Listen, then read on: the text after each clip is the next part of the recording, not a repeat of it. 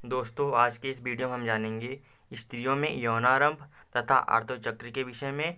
यौनारंभ किसे कहते हैं और आर्तोचक्र किसे कहते हैं, यौनारंभ कब शुरू होता है और आर्तोचक्र कब शुरू होता है, ये सब हम इस वीडियो में जानेंगे। दोस्तों, यौनारंभ जैसे कि नाम से ही स्पष्ट है, यौनारंभ यानी कि यौन का आरंभ। स्त्रियों में जब जननांग अपना कार्य करना प्रारंभ कर देते हैं तो उस क्रिया को हम यौनारंभ कहते हैं। अब जानते हैं यौनारंभ के विषय में। स्त्रियों में यौनारंभ 11 से 14 वर्ष की आयु में शुरू होता है। इस समय स्त्रियों के जननांगों की संरचना एवं कार्यों में अनेक परिवर्तन होते हैं। दोस्तों, स्त्रियों में यौनारंभ 11 से 14 वर्ष की आयु में शुरू हो जाता है और इस समय स्त्रियों में अनेक परिवर्तन होते हैं, जैसे कि स्त्रियों के जननांगों की संरचना में परिवर्तन होता है और उनके कार्य में परिवर्तन होता है, और भी बहुत से परिवर्तन होते हैं जो निम्नलिखित हैं। पहला है बाह्य जननांगों तथा स्तनों का विकास। दोस्तों, जब यौनारंभ शुरू होता है तब उनके जननांगों और स्तनों में विकास होता है, यानी कि वृद्धि होती है। और जो दूसरा हुआ है अंडोत्सर्ग तथा आर्तोचक्र का प्रारंभ। जैसे कि मैंने पहले ही बताया कि जब यौनारंभ शुरू होता है तो उसके बाद आर्तोचक्र शुरू होता है और अंडोत्सर्ग शुरू होता है। तीसरा है श्रोणि प्रदेश का फैलकर चौड़ा हो जाना। जो श्रोणि क्षेत्र होता है यानी कि कमर के नीचे वाला भाग, वह फैलकर चौड़ा हो जाता है। चौथा है कच्छी एवं जनन बालों का उगना। दोस्तों, कच्छी और जनन बालों का उगना यानी कि जो जननांग होते हैं यानी कि जांघ पर बालों का उगना, उन स्त्रियों में बाल उग जाते हैं। अब जानते हैं आर्तोचक्र के विषय में।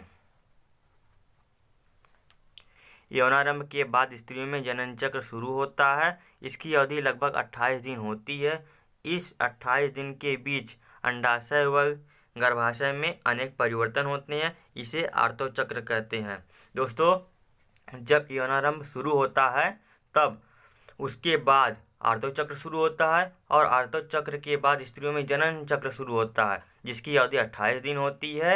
और इन 28 दिन में अंडाशय और गर्भाशय में अनेक परिवर्तन होते हैं, जैसे कि मैंने पहले ही बता दिया था क्या क्या परिवर्तन होते हैं। और इस चक्र को आर्तोचक्र के नाम से जाना जाता है। ये तो था इसकी डिफिनीशन। अब इसके आगे जानते हैं आर्तोचक्र या रजोधर्म। दोस्तों, आर्तोचक्र को ही हम रजोधर्म के नाम से भी जानते हैं और इसे एक प्रसव नाम से भी हम जानते हैं। अब जानते हैं आर्तोचक्र या रजोधर्म का नियमन पिट्यूटरी यानी कि पीयूष ग्रंथि द्वारा स्रावित हार्मोन्सों द्वारा होता है। दोस्तों, आर्तोचक्र यानी या फिर रजोधर्म का जो नियमन होता है यानी कि कंट्रोल होता है, वह पिट्यूटरी ग्लैंड द्वारा स्रावित हार्मोन्सों द्वारा होता है और वो हार्मोन्स होते हैं रिलैक्सिन, एंडोजन्स एक्सेट्रा।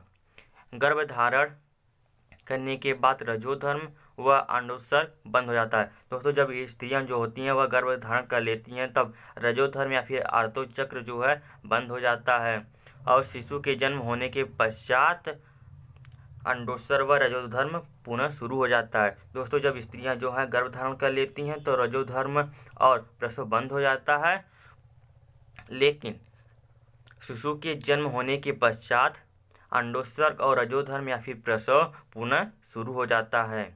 दोस्तों, जो स्त्रियां होती हैं उनमें आर्तोचक्र फिर से हम देख लेते हैं।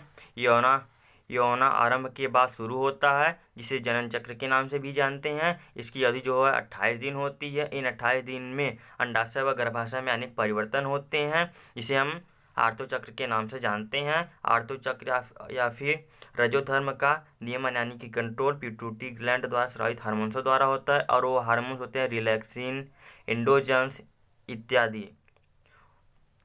रजोधर्म व अंडोत्सर्ग बंद हो जाता है जब स्त्रियां गर्भ धारण करती हैं, यानी गर्भ धारण करने के बाद रजोधर्म और अंडोत्सर्ग बंद हो जाता है और शिशु के जन्म देने के पश्चात अंडोत्सर्ग और रजोधर्म पुनः शुरू हो जाता है।